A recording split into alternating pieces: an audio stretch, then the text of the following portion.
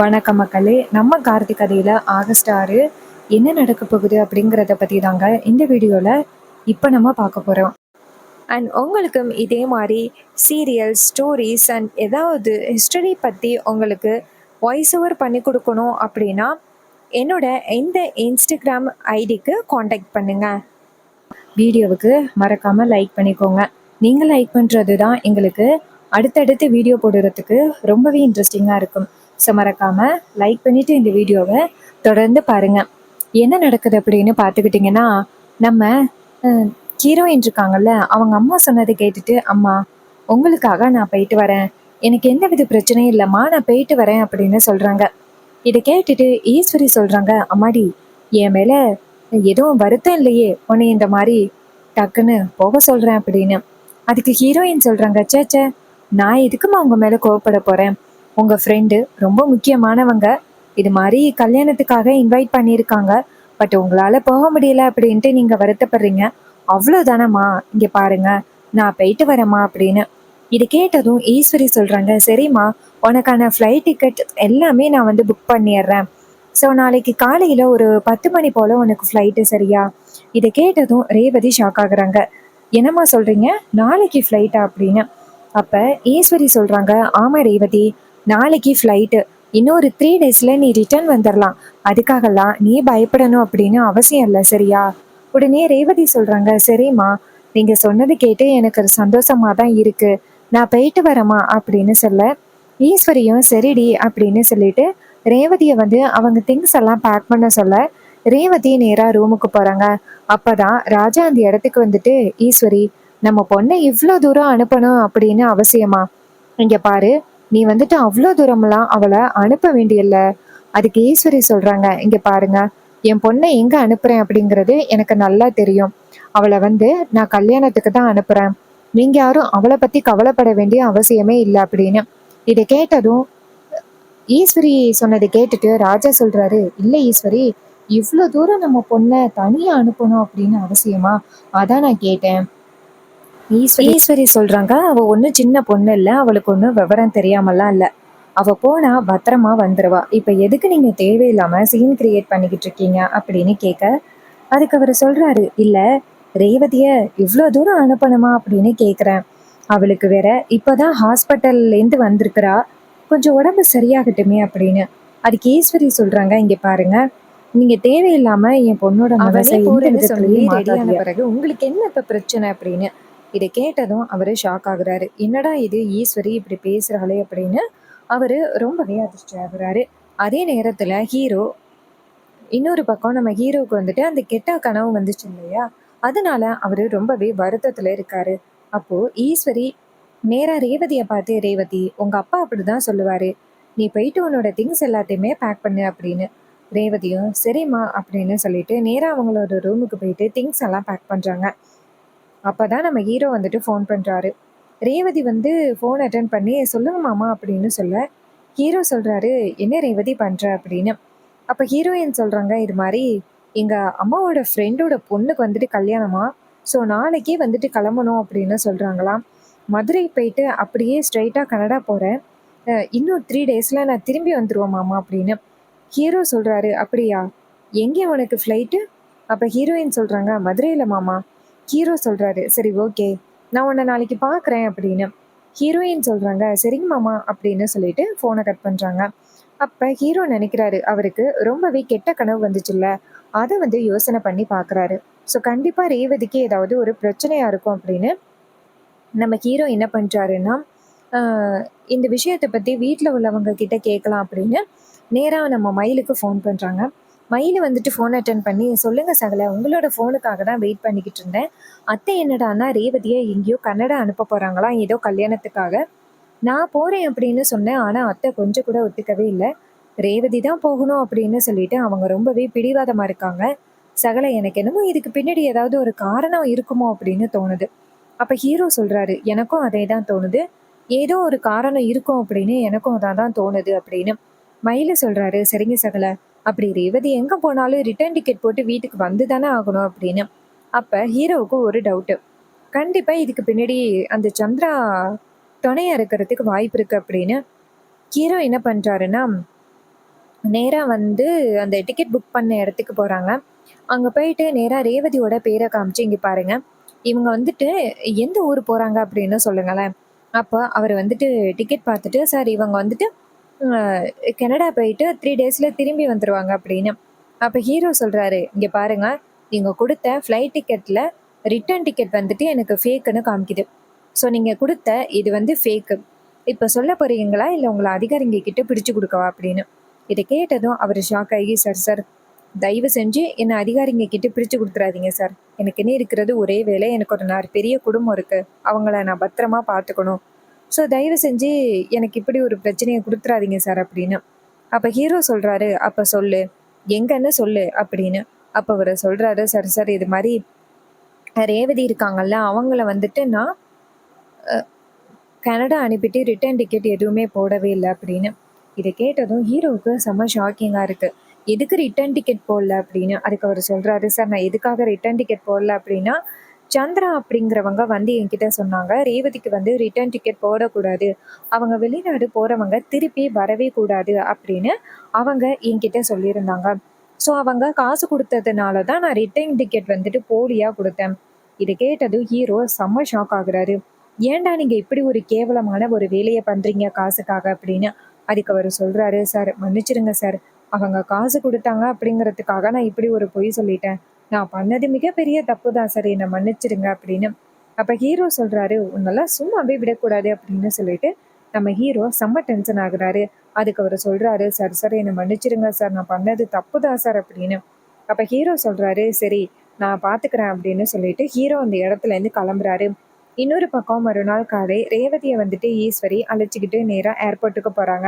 அங்க வந்துட்டு போனதும் ரேவதி அங்க உட்கார்ந்துருக்காங்க. சந்திராவும் ஈஸ்வரியும் நிக்கிறாங்க. ரேவதி அங்க சூட்கேஸ் பெட்டியோட உட்கார்ந்துருக்கும் பொழுது ரேவதி நினைக்கிறாங்க, மாமாவுக்கு நம்ம வெளிநாடு போறது தெரியும்.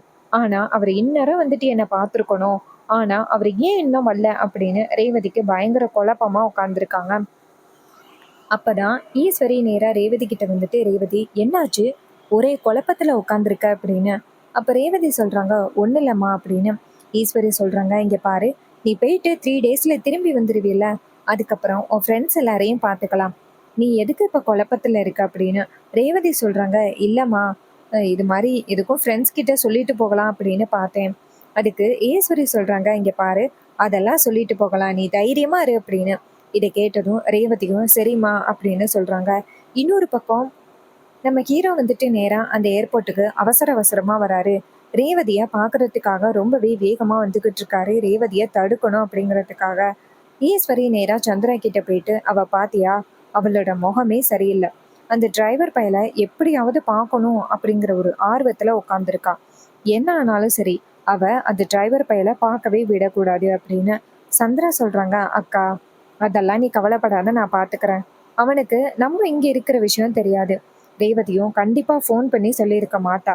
ஏன்னா 3 டேஸ்ல ரிட்டர்ன் வந்துருவோம் அப்படிங்கிற ஒரு நம்பிக்கையில தான் அவளே கிளம்புறா. ஸோ நீ கவலைப்படாதக்கா" அப்படின்னு. ஈஸ்வரி சொல்றாங்க, "சரி சந்திரா, இருந்தாலும் எனக்கு கொஞ்சம் பயமா இருக்கு. ஒருவேளை அவ வந்துட்டு என்னை ஏமாத்திட்டா அப்படின்னா என்ன பண்றது?" அப்போ சந்திரா சொல்றாங்க, "அக்கா அதெல்லாம் வாய்ப்பே இல்ல. நீ கவலைப்படாத. அந்த டிரைவர் பையன் வந்தாலும் அவனை எப்படியாவது சமாளிச்சிடலாம்." ஈஸ்வரியும் சரி அப்படிங்கிறாங்க. அதே நேரத்துல ஹீரோ டக்குன்னு அந்த இடத்துக்கு வராரு. ரேவதி உள்ளார உட்காந்துருக்காங்க. ஈஸ்வரி ஹீரோவை பார்த்ததும் செம்ம ஷாக் ஆகி நேரா ஹீரோ கிட்ட போயிட்டு, "ஏய், இப்ப நீ எதுக்குடா இங்க வந்திருக்க?" அப்படின்னு கேட்க. அப்ப ஹீரோ சொல்றாரு, "இங்க பாருங்க அத்தை, நீங்க தப்புக்கு மேல தப்பு பண்ணிக்கிட்டு இருக்கீங்க. இப்போ எதுக்கு வந்துட்டு ரேவதிய கட்டாயப்படுத்தி வெளிநாடு எதுக்கு அனுப்புறீங்க? அதுவும் ரிட்டர்ன் டிக்கெட் போடாம ரேவதிய வெளிநாடு அனுப்புறீங்க. அவள அப்படி அவசர அவசரமா வெளியில அனுப்பணும் அப்படிங்கிறதுக்கான ரீசன் தான் என்ன?" அப்ப சந்திரா கேக்குறாங்க, "என்னடா, எந்த விஷயமே எங்களுக்கு தெரியாது அப்படின்னு நினைச்சிட்டு இருக்கியா? நீயும் அந்த ரேவதியும் கோவில்ல பூஜை பண்ண விஷயம் எல்லாமே அக்காவுக்கு தெரியும். நீ அக்காவுக்கு மிகப்பெரிய ஒரு நம்பிக்கை துரோகத்த பண்ணியிருக்க. அது எல்லாமே அக்காக்காரிக்கு தெரிஞ்சு போச்சு. உன்னை வந்துட்டு சும்மா விடக்கூடாது. இனிமே ரேவதிய இங்க வச்சிருந்தா உன்னால ரேவதிக்கு பிரச்சனை அப்படின்னு தான் அக்கா அவளை வெளிநாட்டுக்கு அனுப்பிட்டா. இனிமே உன்னால என்ன பண்ண முடியும்?" அப்படின்னு. ஹீரோ சொல்றாரு, "நான் இப்பவே ரேவதி கிட்ட உண்மைய சொல்லி அவளை போக விடாம தடுக்கிறேன்" அப்படின்னு. ஈஸ்வரி சொல்றாங்க, "இங்க பாரு, உன்னால கண்டிப்பா என் பொண்ண தடுக்க முடியாது. ஹீரோ சொல்கிறாரு நான் தடுத்து காமிக்கிறேன் அப்படின்னு. ஹீரோ செம்ம காண்டில் இங்கேருந்து வராரு. ஈஸ்வரி நேராக ஹீரோவை பார்த்து இங்கே பாரு, மரியாதையாக என் பொண்ணை விட்டு விலகிரு அப்படின்னு. ஹீரோ சொல்கிறாரு இங்கே பாருங்க, நீங்கள் பண்ணுறது ரொம்ப பெரிய தப்பு. இது மாதிரி ரேவதியை என்கிட்டேருந்து பிரிக்கணும் அப்படிங்கிறதுக்காக நீங்கள் ரொம்ப பெரிய தப்பு பண்ணிக்கிட்டு இருக்கீங்க அத்தை. ஈஸ்வரி சொல்கிறாங்க இங்கே பாரு, நான் எந்த விதத்துலையும் தப்பு பண்ணலை. என் பொண்ணு ரொம்ப நல்லா இருக்கணும் அப்படிங்கிறதுக்காக தான் நான் இவ்வளோ வேலைகளையும் பண்ணிக்கிட்டு இருக்கேன். நீ தான் என் பொண்ணுக்கு மிகப்பெரிய பிரச்சனையை கொடுத்துக்கிட்டு இருக்க. மரியாதையா வழிவிடு அப்படின்னு. அப்போ ஹீரோ சொல்கிறாரு, இல்லை நான் போயிட்டு இப்போ உடனேயே ரேவதியை நான் பார்த்து அவகிட்ட உண்மையை சொல்ல போகிறேன். ரேவதி நான் உண்மையை சொல்ல போகிறேன் அப்படின்ட்டு அங்கேருந்து வராரு. ரேவதி சூட்கேஸ் பெட்டியோட உட்காந்துருக்கும் பொழுது ஹீரோவை திரும்பி பார்க்குறாங்க. ஹீரோவை பார்த்ததும் ரேவதி ரொம்பவே சந்தோஷப்பட்டு நேராக ஹீரோவை ஹக் பண்ணுறாங்க. இதை பார்த்துட்டு ஈஸ்வரி ஷாக் ஆகுறாங்க. ஹீரோ ரேவதியை பார்த்துட்டு ரேவதி அப்படின்னு சொல்ல ரேவதி சொல்கிறாங்க, ஏமாமா உங்கள் முகமே சரியில்லை, எதுக்காக நீங்கள் இப்படி ரொம்பவே சோகத்தோட இருக்கீங்க, என்னாச்சு மாமா அப்படின்னு. ஹீரோ சொல்கிறாரு, ரேவதி உங்கள் அம்மா உங்ககிட்ட மிகப்பெரிய பொய் சொல்லி உன்னை வெளிநாட்டுக்கு அனுப்பி திரும்பி வீட்டுக்கு வரவிடாதபடி பண்ணுறாங்க. இதை கேட்டதும் ரேவதி கேட்குறாங்க, என்ன மாமா சொல்கிறீங்க, அம்மா என்னை வெளிநாட்டுக்கு அனுப்பிட்டு திருப்பி வரவிடாமா பண்ண போகிறாங்களா? மாமா நான் கல்யாணத்துக்காக தான் போகிறேன், நான் போயிட்டு திரும்பி வந்துடுவான் மாமா. அப்போ ஹீரோ சொல்கிறாரு, இல்லை ரேவதி நீ போனால் என்னால் திரும்பி வர முடியாது, ஏன்னா உனக்கு ஒரு ரிட்டர்ன் டிக்கெட் கூட போடலை. உன்னை வெளிநாடு அனுப்பிட்டு திரும்பி வரவிடாதபடி பண்ணுறது தான் அத்தையோட திட்டமே. நீயும் நானும் கோவிலில் இருந்ததை அத்தை பார்த்துட்டாங்க.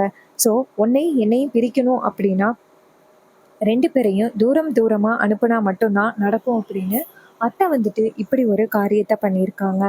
இதை கேட்டதும் ரொம்பவே அதிர்ச்சி ஆகுறாங்க நம்ம ரேவதி. என்ன மாமா சொல்கிறீங்க, அம்மா இப்படி ஒரு காரியத்தை பண்ணாங்களா? அப்போ ஹீரோ சொல்கிறாரு, ஆமாம் ரேவதி. அப்போது ஈஸ்வரி அந்த இடத்துக்கு வர அப்போ ரேவதி நேராக அவங்க அம்மாவை பார்த்து, அம்மா என்னை ஒட்டுமொத்தமாக வெளிநாடு அனுப்புறது தான் உங்களோட பிளானா? ஈஸ்வரி சொல்கிறாங்க, ஓ அதுக்குள்ளே இந்த டிரைவர் பையன் உன்கிட்ட எல்லா விஷயமும் சொல்லிட்டானா? ஆமாண்டி, உன்னை வெளிநாடு அனுப்பிட்டு திருப்பி வரவிடாதபடி, அதுவும் இந்த டிரைவர் பைய கூட சேர்ந்து வாழாதபடி பண்ணுறது தாண்டி என்னோட பிளானே. இதை கேட்டதும் ரேவதி அதிர்ச்சி ஆகுறாங்க. ஏம்மா நீங்கள் இப்படிப்பட்ட மோசமான ஒரு முடிவெல்லாம் எடுக்க ஆரம்பிச்சிட்டீங்க? நான் மாமாவை எந்த அளவுக்கு காதலிக்கிறேன் அப்படின்னு உங்களுக்கு நல்லாவே தெரிஞ்சிருச்சுல்ல. அவர் கூட என்னை சேர்த்து வைக்கிறத விட்டுட்டு அவர்கிட்ட இருந்து என்னை பிரிக்கணும் அப்படிங்கிறதுக்காக நீங்கள் இப்படிப்பட்ட ஒரு காரியத்தையெல்லாம் பண்ணுறது கொஞ்சம் கூட நியாயமே இல்லை. ஏம்மா நீங்கள் இப்படி மோசமாக முடிவு பண்ண ஆரம்பிச்சிட்டீங்க அப்படின்னு. அப்போ சந்திரா சொல்கிறாங்க, ரேவதி உங்கள் அம்மா உனக்கு என்ன முடிவு பண்ணாலும் அது சரியாக தான் முடிவு பண்ணுவா. நீ எதுக்கு இப்போ அக்காவை தேவையில்லாமல் எதிர்த்து பேசுகிற? அக்கா உன் வாழ்க்கைக்காக என்னெல்லாம் யோசனை பண்ணி வச்சிருக்கா தெரியுமா? நீ அவளை இப்படி எதிர்த்து பேசுறது எனக்கு கொஞ்சம் கூட பிடிக்கவே இல்லை அப்படின்னு. அப்போ ரேவதி சொல்கிறாங்க, சித்தி இது எதுவுமே கண்டிப்பாக அம்மாவோட பிளானாக இருக்காது. இது எல்லாமே நீங்கள் தான் கண்டிப்பாக பிளான் பண்ணி சொன்னாதான் இருக்கும். எங்கள் அம்மாலாம் இப்படியெல்லாம் கேவலமாக யோசிக்க மாட்டாங்க. இங்கே பாருமா, சித்தியோட பேச்சை கேட்டுக்கிட்டு தானே நீ இதெல்லாம் பண்ணிக்கிட்டு இருக்க அப்படின்னு.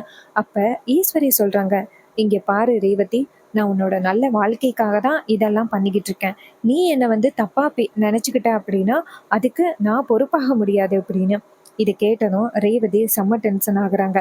இங்கே பாருமா, நீ பண்ணுறது கொஞ்சம் கூட சரியே இல்லை அப்படின்னு சொல்லிட்டு ரேவதி ரொம்பவே கோபத்தோட பேசுகிறாங்க.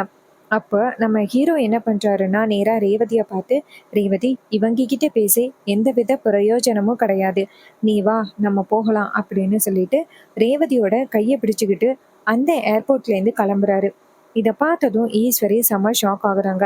அப்போ ஹீரோ என்ன பண்ணுறாருன்னா நேராக ரேவதியை கூட்டிக்கிட்டு போனதோட ஈஸ்வரிக்கு செம்ம கோவமாகுது. சந்திரா சொல்கிறாங்க, பாத்தியாக்கா இதுக்கு தான் உன் பொண்ணு இப்போ உன் கையில் இல்லை அப்படின்னு நான் சொன்னேன், ஆனால் நீ கொஞ்சம் கூட கேட்கவே இல்லை. இப்போ பாத்தியா உன் பொண்ணு இப்போ உன்னை மீறிய இந்த இடத்த விட்டு போயிட்டா பாத்தியா அப்படின்னு சொல்லிட்டு பயங்கர கோவத்தோட பேசுகிறாங்க.